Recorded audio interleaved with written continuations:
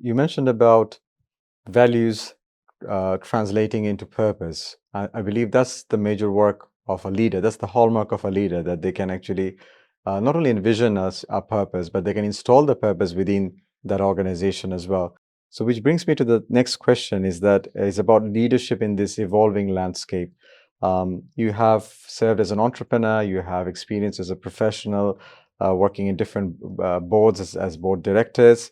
How do you adapt your leadership style to the very evolving landscape with blockchain coming in, fintech, and also the Web3? Yeah. So on your first element of your question about leadership is that when we acknowledge that we need first to define our values, transform those into purpose, it also means that they need to be transformed into incentive system, processes, including in the investment process. And so that is not just conceptual, if you will, it becomes real in every day. And now for this to happen, I think leadership requires awareness. And so an increased awareness around risks, about opportunities, about the world that we live in, and how different forces interact, let's say. And this awareness is then also important if you start to include new technologies such as blockchain, Web3, and others. AI comes to mind as well. I think a certain level of humbleness, humility needs to come in as well there, besides looking at all the opportunity. Now, the technologies that we are discussing now are actually quite transformative in nature. I like to call them exponential technologies. And so, again, we need to be humble in using those technologies, but we also need to, of course, harness the effect.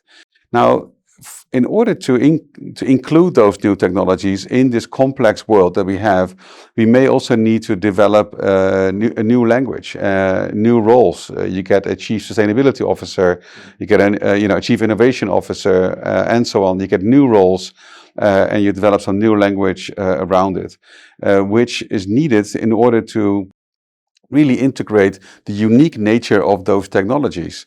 If you look at blockchain technology, which is technology to transfer something of value, an information, money, risks of value, let's say, it may transform whole processes operationally, but also introduces whole new business models. And this means that we have to develop some new language around it. It is not the same as previous information technologies that we have seen. The same comes for artificial intelligence, where we see many opportunities. But of course, there are also risks. And so we need every application, we need to understand what is the risk level from low to high for which stakeholder group and cater for that. Because the moment that the AI is taking on moral agency, i.e. making decisions with impacts on people's lives, then there is a higher risk, of course. And so that needs to be mitigated. Working with these new technologies, we will also work with new people. People that were in financial services particularly were not so dominant at first. If I look at the field of decentralized finance, for example, then you'll see that many leaders come out of the computer science industry, not necessarily out of finance. And there are big differences between the two fields.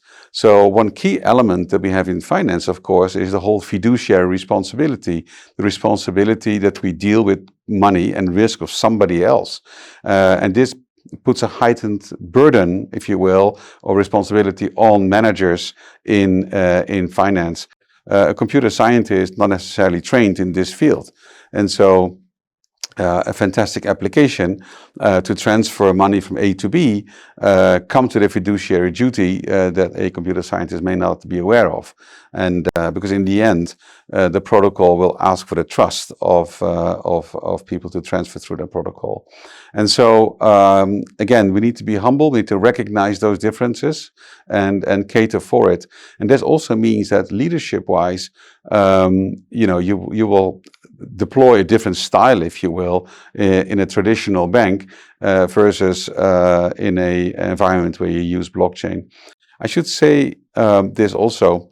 Blockchain is developed by developers which are spread around the world. They are Lego blocks. right? And so codes of blockchain you put together, and you get these Lego blocks from everywhere, and together they form a protocol that you can use.